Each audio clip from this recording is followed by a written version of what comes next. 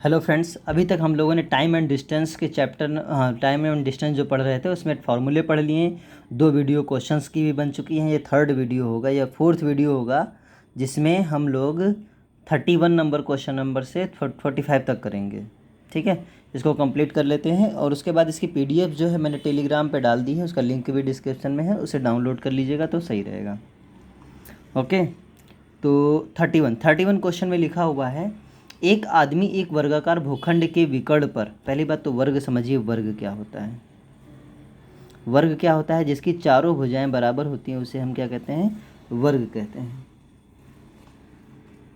चारों साइड आपस में बराबर होंगी। तो इसमें लिखा हुआ, एक आदमी एक वर्गाकार भूखंड के विकर्ण पर। अभी जो है वो विकर्ण पर है। ठीक है, वर्गाकार भूखंड के विकर्ण पर 10 किलोमीटर प्रति घंटा की चाल से। विकर्ण क्या होता है? ये जो बीच की लाइन होती है इसे हम क्या कहते हैं? विकर्ण है। ठीक है, विकर्ण है। विकर्ण का फॉर्मूला क्या होता है ये भी याद रखिएगा। विकर्ण का फॉर्मूला होता है भुजा √2। मतलब जितनी भी साइड होती है, साइड में अगर √2 से मल्टीप्लाई कर दोगे तो वर्ग की भुजा मिल जाएगी। तो इन्होंने क्या लिखा हुआ है, विकर्ण पर 10 किलोमीटर प्रति घंटा की चाल से चलते हुए, मतलब इस पर 10 किलोमीटर प्रति घंटा की चाल से चलते हुए एक कोने से दूसरे कोने तक 90 मिनट में पहुंच जाता है। ठीक है, उस वर्गाकार भूखंड का क्षेत्रफल क्या है? तो वर्ग का देखिए, ये तो बात अलग हो गई।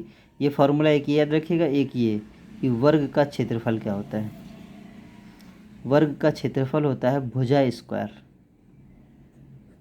ठीक है, अगर आपको साइड मालूम है तो भुजा स्क्वायर कर सकते हैं, या फिर एक और फार्मूला होता है क्षेत्रफल का ही, वर्ग के क्षेत्रफल का, कि अगर विकर्ण मालूम है तो लिख सकते हो विकर्ण स्क्वायर बटे 2। ठीक है, विकर्ण स्क्वायर बटे 2, ये भी फार्मूला होता है। तो दोनों फार्मूले वर्ग के क्षेत्रफल के ही हैं, ये फार्मूले याद रखना है। अब आगे बात करते हैं। जैसे कि इसमें लिखा हुआ है ये विकर्ण पे चलता है, तो विकर्ण ये इस लाइन पे चलता है। तो इस लाइन को अगर हम निकालना चाहें तो मतलब इस लाइन की दूरी है ना, अगर हम क्या कहेंगे, इसकी विकर्ण की लंबाई है ना, विकर्ण विकर्ण की लंबाई क्या हो जाएगी? देखिए इस पे कितने किस स्पीड से चल रहा है? 10 किलोमीटर प्रति घंटा की चाल से चलता है। लंबाई मतलब दूरी, लंबाई का मतलब क्या हो गया? दूरी। दूरी बराबर क्या? तो चाल गुणे समय। चाल है 10 किलोमीटर प्रति घंटा और समय है 90 मिनट। अब मिनट को, क्योंकि ये किलोमीटर प्रति घंटा है तो इसको भी क्या करते हैं? किलोमीटर में लाते, मिनट में को घंटे में लाते हैं। मिनट को घंटे में बदलने के लिए 60 से हम लोग क्या करेंगे? डिवाइड कर देंगे। फिर 2 तियाएँ 6 और 2 पंचे 10, 3 त्रिका 9, ये तो हो गया। तो 3 पचे 15, तो मतलब कितना विकर्ण मिला? 15 किलोमीटर।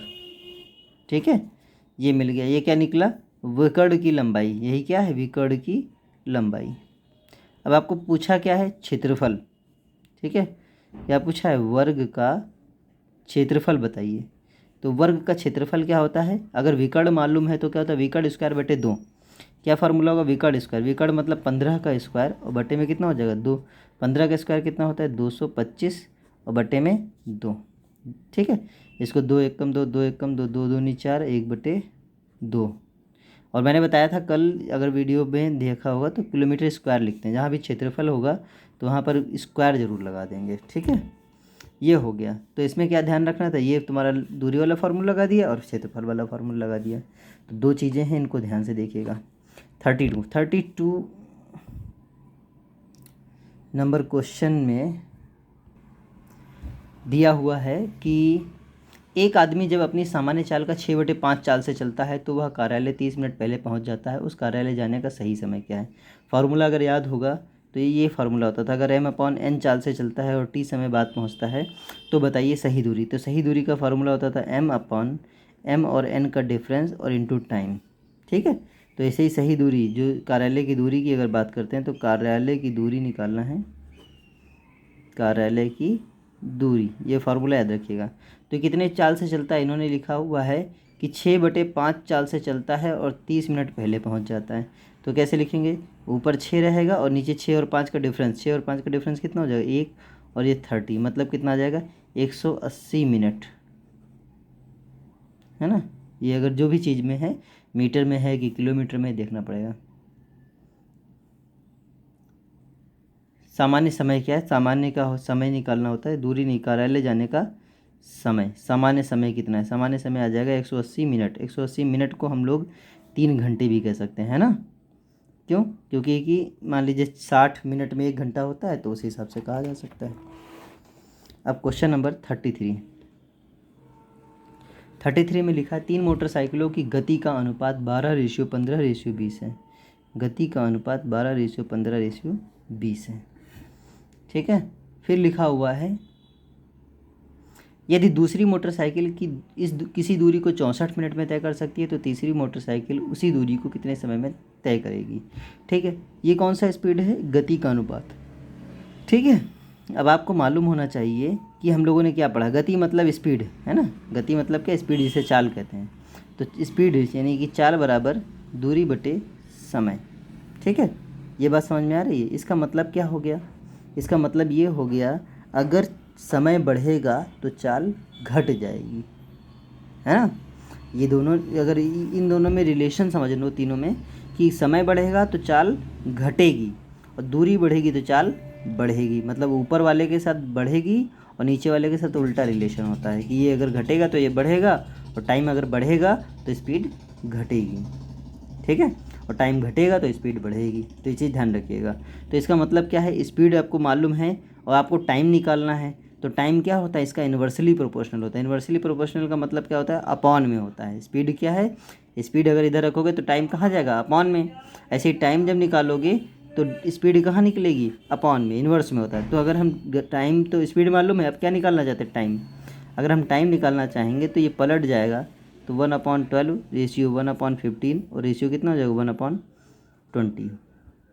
इसको सॉल्व करेंगे, तीनों का एलसीएम कितना हो जाएगा, यहीं पे लिख देते हैं। तीनों का एलसीएम हो जाएगा, मान लो यहाँ कर देते हैं 60, ये तो होगा।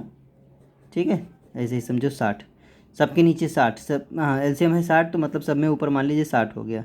तो 60 अगर यहाँ हो गया, 60 यहाँ भी हो गया और 60 यहाँ भी हो गया, तो 12×5 = 60, 15×4 = 60 और 20×3 = 60। तो अब टाइम का रेशियो क्या निकला, 5:4:3। अगर इतना समझ में आ गया तो इसके आगे वाला पहले पढ़ चुके हो। अब बोला है कि अगर दूसरी मोटरसाइकिल, ये दूसरी वाली अगर 64 मिनट लेती है, तो बताइए तीसरी कितना समय लेगी। तो टाइम कितना है, 64 मिनट। दूसरी वाली का रेशियो दे रखा है तो इसको नीचे कर दो। ठीक है, और जिसका निकालना है उसको ऊपर रख लो। तो ये क्या होगा, 16 16 × 48 मिनट।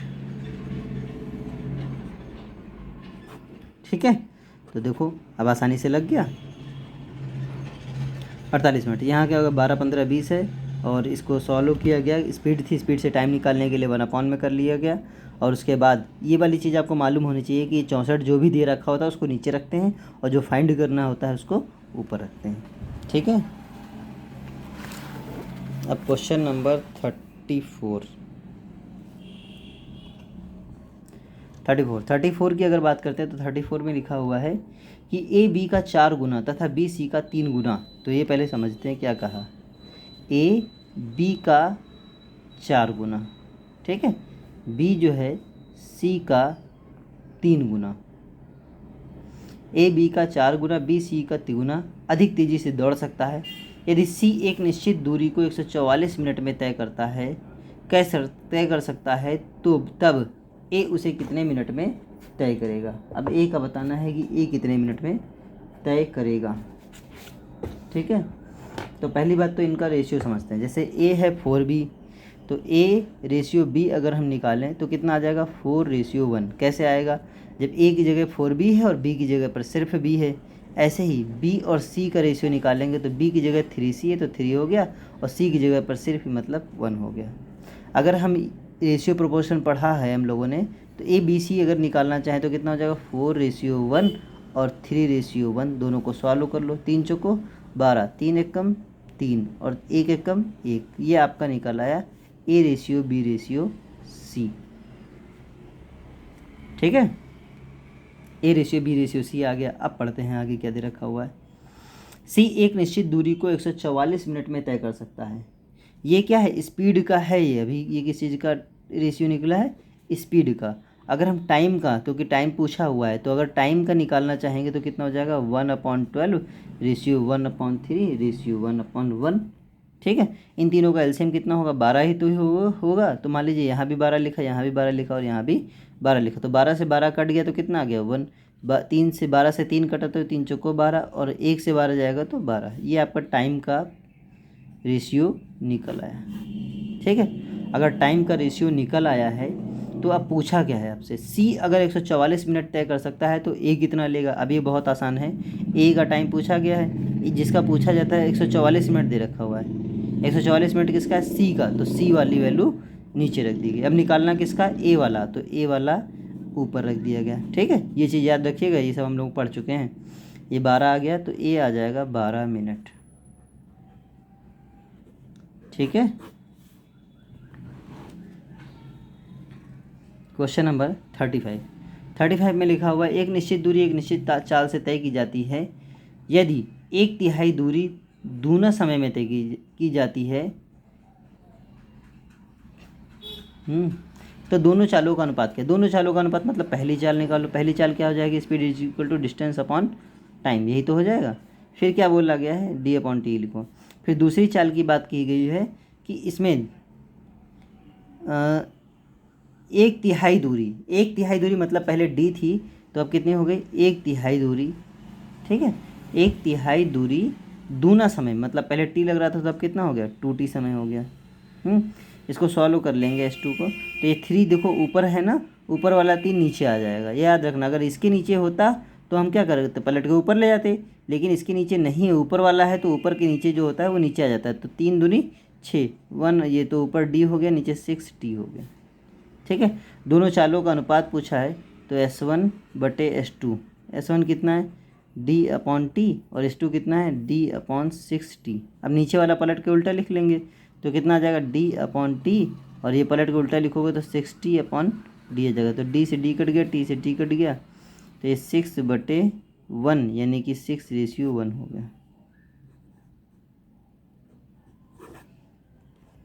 ठीक है, ये निकला है। तो इसमें हमने क्या समझा, इसमें हमने समझा कि नॉर्मल ये वाला लगा लो, फिर जो कंडीशन का है वो निकाल लो, फिर दोनों को डिवाइड करने को बोला तो डिवाइड कर दिया गया, और कोई ख़ास बात नहीं है। क्वेश्चन नंबर 36 में लिखा हुआ है,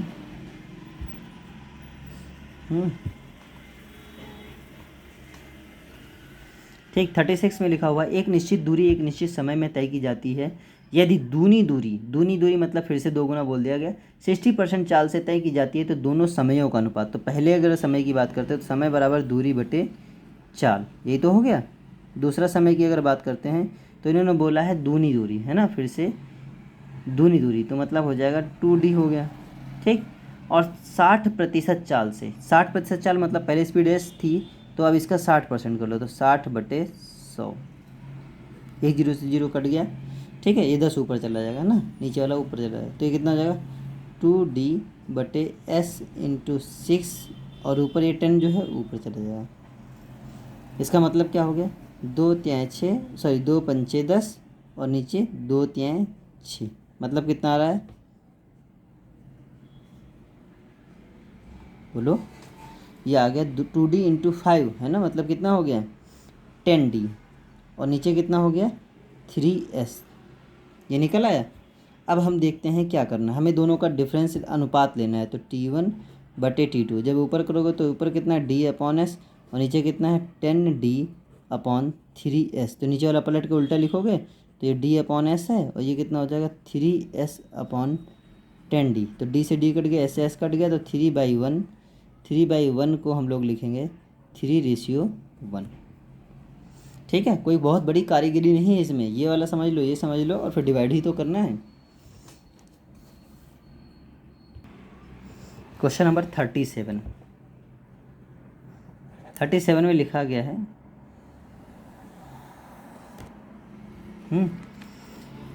दो रेलगाड़ी पटना और दिल्ली से एक दूसरे की ओर 40 किलोमीटर प्रति घंटा और 52 किलोमीटर प्रति घंटा की चाल से चलती हैं। जब वे मिलती हैं तब पता चलता है कि एक रेलगाड़ी दूसरी से 144 मीटर अधिक चली। पटना से दिल्ली के बीच की दूरी क्या है। तो देखिए 2 रेलगाड़ियाँ हैं यहाँ से, है ना, एक निश्चित दूरी, सॉरी 2 रेलगाड़ियाँ पटना और दिल्ली से, मतलब मान लीजिए एक यह पटना है और ये क्या है दिल्ली है, एक पटना से दिल्ली चल रही है, दूसरी दिल्ली से पटना चल रही है। ठीक है, दिल्ली से पटना, पटना से दिल्ली। एक की स्पीड है 40 किलोमीटर प्रति घंटा और दूसरे की स्पीड है 52 किलोमीटर प्रति घंटा। जब ये चलती है तो पता चलता है एक गाड़ी दूसरे से 144 मिनट अधिक चली, 144 किलोमीटर अधिक चली। तो मतलब क्या है, टाइम तो सेम रहा होगा ना। जब यहाँ से दोनों एक ही टाइम पे चले, मान लो यहाँ कहीं मिल गए, अगर यहाँ मिल भी गए तो अगर 10 घंटे ये गाड़ी चली तो 10 घंटे ये भी गाड़ी चली होगी। मतलब समय क्या है, बराबर है, क्योंकि साथ में चली थी, समय बराबर है तो समय बराबर कर लो। मतलब T1 बराबर T2। समय का फार्मूला क्या होता है, समय बराबर दूरी बटे चाल। ठीक है, तो D1 बटे S1, इधर कितना हो जाएगा D2 बटे S2। ठीक है, अब इन्होंने बोला है कि एक गाड़ी दूसरे से 144 किलोमीटर अधिक चली, तो भाई जिसकी स्पीड ज़्यादा है वो ज़्यादा चलेगी, है ना। तो ये हो जाएगा 40 किलोमीटर प्रति घंटा, सॉरी पहले ऊपर तो D रहेगा ना, ऊपर पहले D है और इधर कितना हो जाएगा D प्लस 144, क्योंकि 144 किलोमीटर ये क्या हो गई, अधिक चली। एक की स्पीड है 40 किलोमीटर प्रति घंटा और एक की स्पीड है 52 किलोमीटर प्रति घंटा। ठीक है, तो 4 दहमा 40, 4 एकम 4 और 4 तें 12। ठीक है, तो ये कितना मिल गया D/10 is equal to D plus 144 upon में 13। क्रॉस मल्टीप्लाई करोगे तो कितना है 13D is equal to 10D plus 1440। ये इधर जाएगा तो माइनस में आ जाएगा, तो कितना जाएगा 3D इज इक्वल टू 1440। ठीक है, तो D इज इक्वल टू आ जाएगा 0। ठीक है, 0।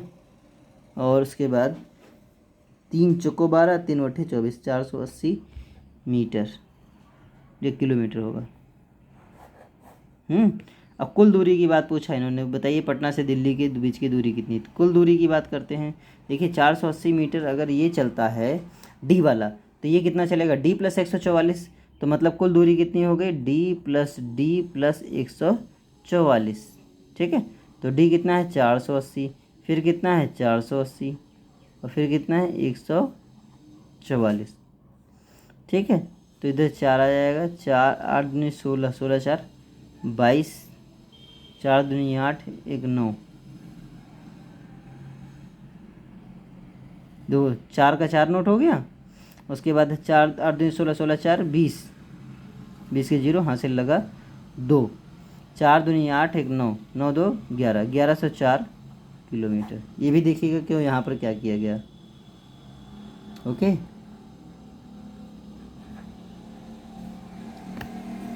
ये क्वेश्चन नंबर 38।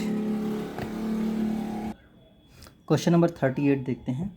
एक मालगाड़ी 75 किलोमीटर प्रति घंटा की चाल से चलती हुई A से B 36 मिनट में पहुंचती है। 30 मिनट में ही उस दूरी को तय करने के लिए उसे चाल को कितना बढ़ाना पड़ेगा। तो डिस्टेंस बराबर है। इस बार क्या कॉमन देखने वाली की बात है कि डिस्टेंस जो है वो बराबर है, जो पहले दूरी थी वही दूरी बराबर है।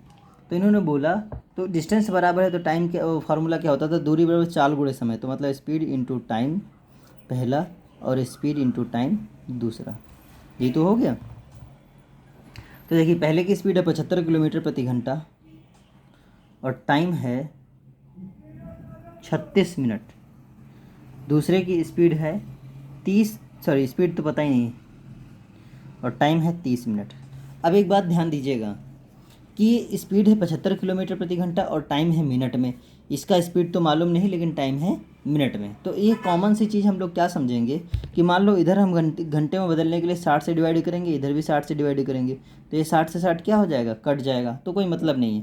तो इसका मतलब क्या हो गया कि अगर 1 किलोमीटर प्रति घंटा है, दूसरा मिनट में है या सेकंड में है, किसी भी यूनिट में है, तो कोई खास फर्क नहीं पड़ेगा इस कंडीशन में, क्योंकि नीचे कट जाएगा या ऊपर भी कट जाएगा। ठीक है, तो अगर स्पीड है 75 किलोमीटर प्रति घंटा में, तो दूसरी स्पीड जो निकलेगी वो किलोमीटर प्रति घंटा में ही निकलेगी, उसको बदलने की ज़रूरत नहीं है।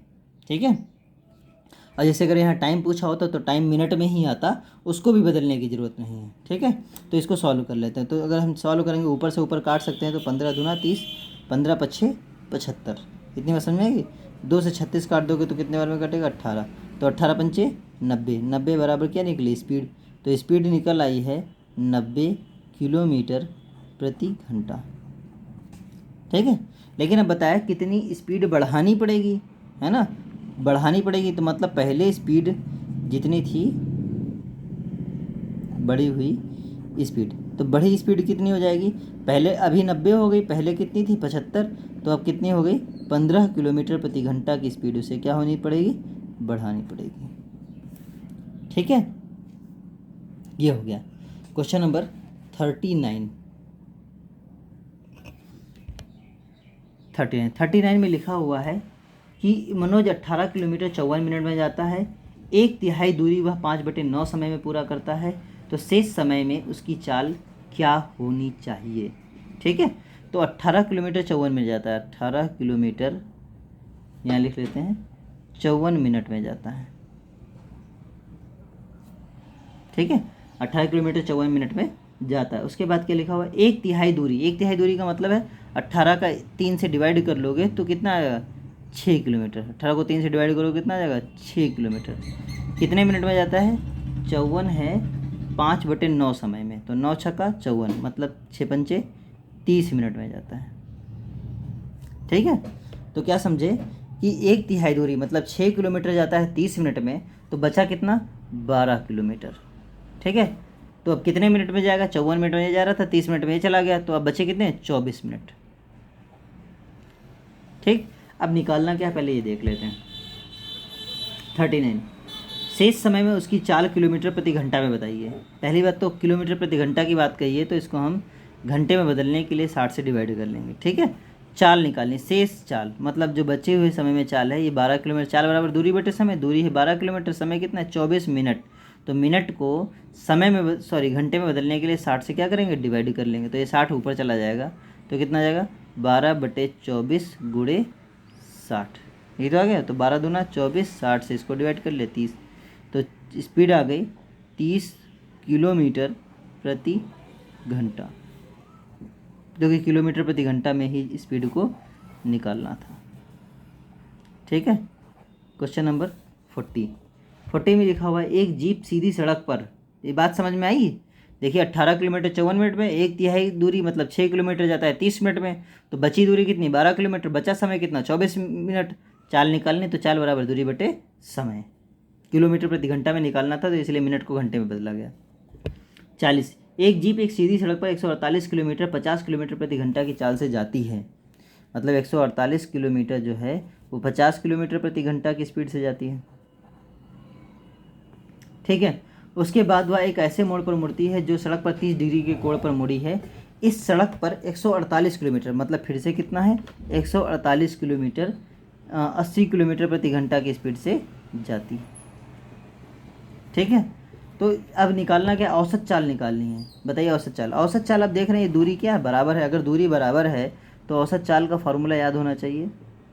ठीक है, औसत चाल का फॉर्मूला क्या होता था 2s1s2 नीचे s1 प्लस का s2, तो कितना हो जाएगा 2 × 50 × 80, नीचे आ जाएगा 50 + 80 कितना हो जाएगा 130 हो जाएगा।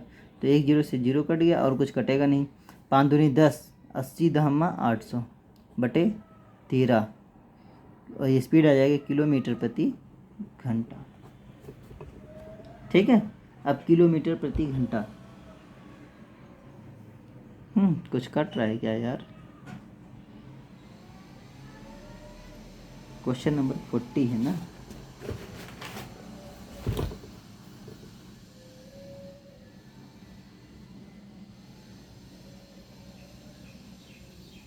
कुछ 50 किलोमीटर प्रति घंटा 40,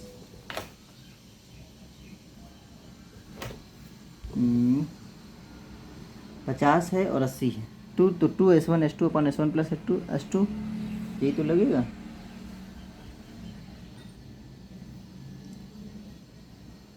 हम्म 800/13। ठीक है, ऑप्शन नहीं मैच कर रहा और कोई प्रॉब्लम नहीं है, जो ऑप्शन इसमें दे रखा है उसके हिसाब से नहीं है, मतलब इसका ऑप्शन 5 हैं तो इसका 5th ऑप्शन होगा, इनमें से कोई नहीं। ठीक है, यही आपका आंसर हो गया। क्वेश्चन नंबर 41 की बात करते हैं। एक बस 60 किलोमीटर प्रति घंटा की चाल से चलती है तथा प्रत्येक 80 मिनट चलने के बाद 20 मिनट रुकती है। 920 किलोमीटर चलने जाने में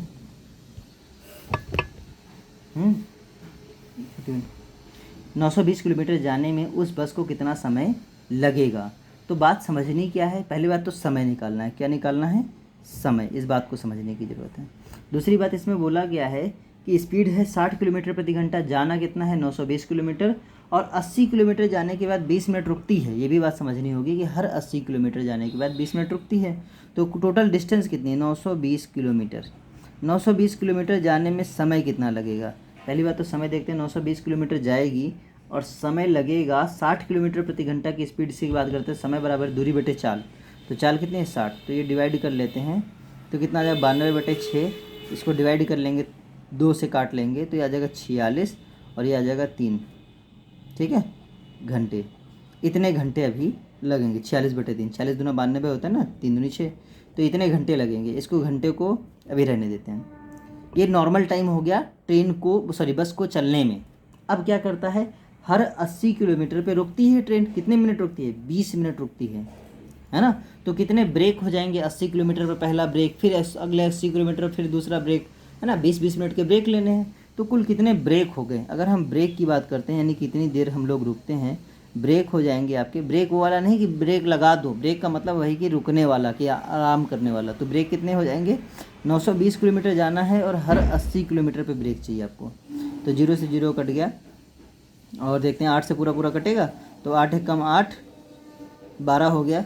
फिर 8 एक कम 8, करीब करीब 11 ब्रेक लगेंगे। मतलब 11 जगह पर वो गाड़ियाँ रुकेंगी।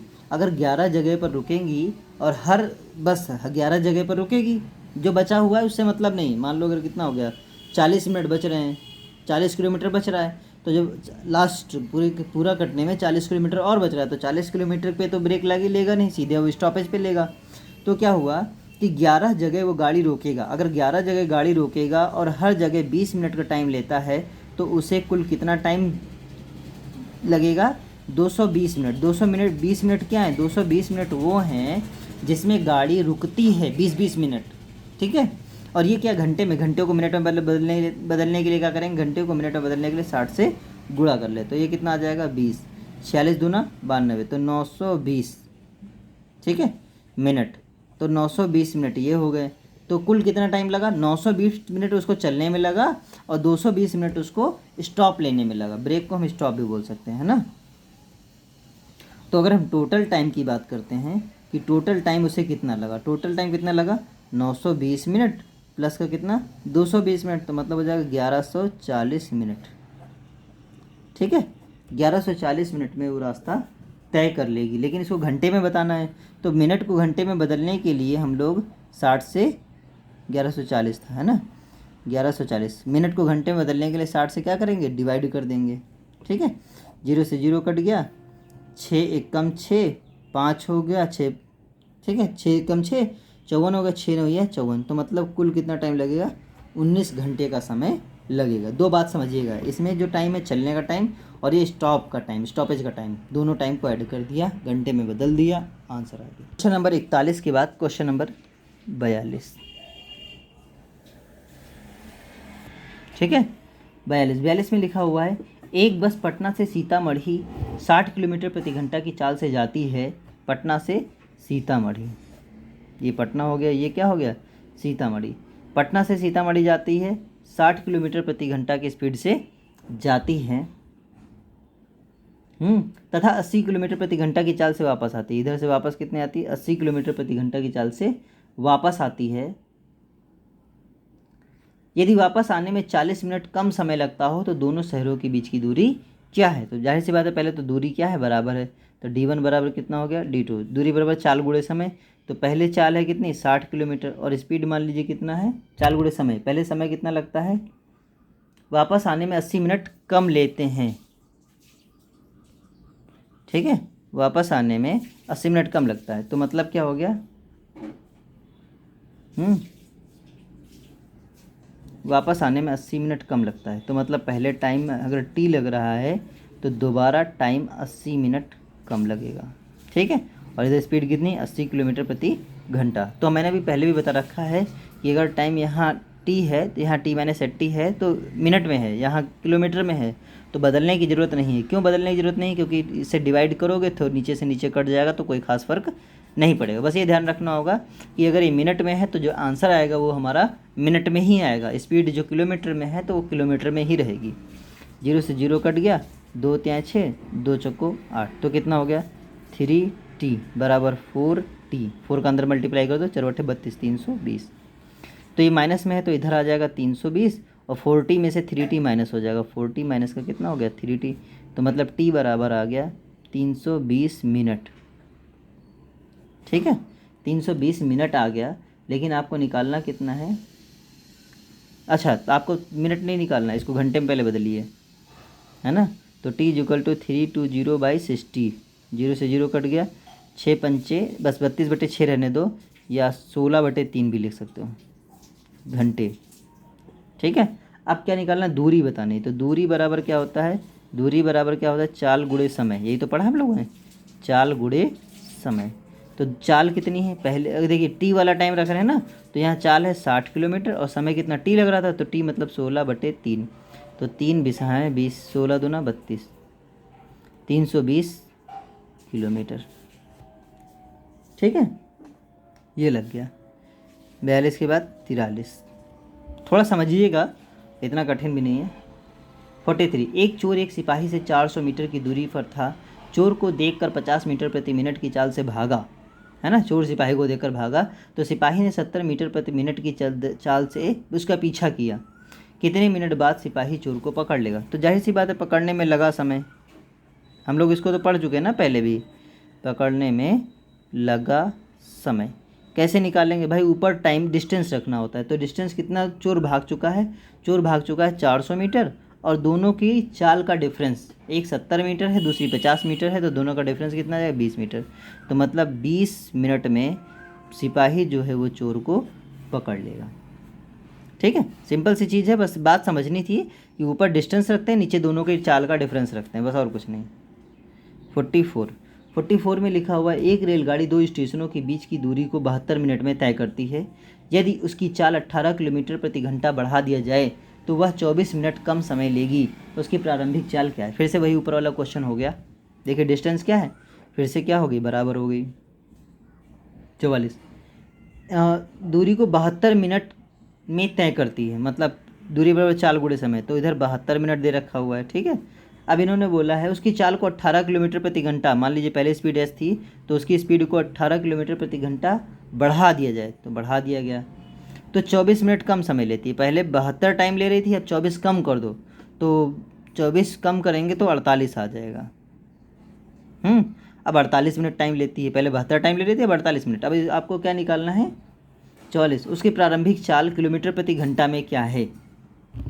क्योंकि ये मिनट में है और ये कौन सा 44 है ना, हाँ, किलोमीटर प्रति घंटा में ये 18 दे रखा हुआ है, तो इसको कहीं बदलने की ज़रूरत नहीं है, सीधे ये किलोमीटर प्रति घंटा में ही आ जाएगा। क्योंकि यहाँ किलोमीटर प्रति घंटा में, तो स्पीड जो आएगी वो भी किलोमीटर प्रति घंटा में आएगी। तो 12 चौको 48, 12 छंग 72, तो 6s बराबर 4s प्लस का 18 चौको 72।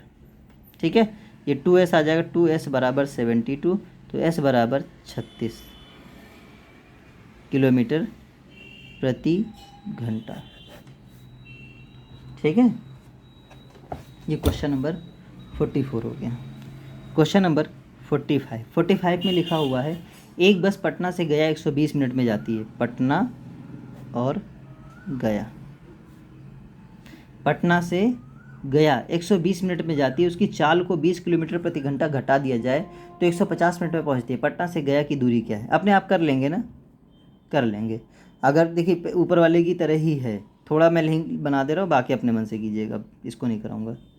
देखिए इसकी स्पीड एस रही होगी, 120 मिनट में जाती है, फिर बोला चाल को 20 किलोमीटर प्रति घंटा घटा दिया जाए, तो एस माइनस 20 हो गया, और क्या कर दिया गया, 150 मिनट में पहुँच जाती है। ठीक है, दूरी बतानी है। अब आपको क्या बतानी है? स्पीड नहीं निकालनी, यहाँ से स्पीड निकाल लेंगे, स्पीड के बाद डिस्टेंस निकालना है, जैसे कि हम लोगों ने क्वेश्चन नंबर 42 में किया है। डिस्टेंस, दूरी बराबर चाल गुणे समय, मतलब जितनी स्पीड आएगी इसको 120 से मल्टीप्लाई कर दोगे तो ये निकल आएगा। ठीक है, इतनी देर में हो जाता है, बट आप करिएगा तो थोड़ा प्रैक्टिस अच्छी होगी। तो हम इसको क्वेश्चन नंबर 46 से 60, अभी क्वेश्चन नंबर 15 क्वेश्चन और बचते हैं। चलिए इतना कर लीजिए, अच्छा लगेगा तो फिर से क्वेश्चन करा दिए जाएंगे। ठीक है।